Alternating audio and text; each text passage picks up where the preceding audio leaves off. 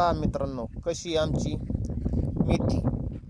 ही मेथीत कसं नागमोडी सऱ्या केल्यात, अशा नागमोडी सऱ्या केल्यात आणि त्यात हळद लावलेली आधी सऱ्यामध्ये. नंतर मेथी टाकली, म्हणजे एकाच दिवशी केलंय दोन्ही. पण काय होतं, हळदीचे कोंब निघूपर्यंत मेथी निघून जाते.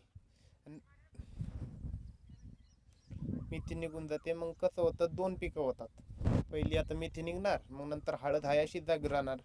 हळदीला लागतात 8 ते 9 महिने पूर्ण निघायला.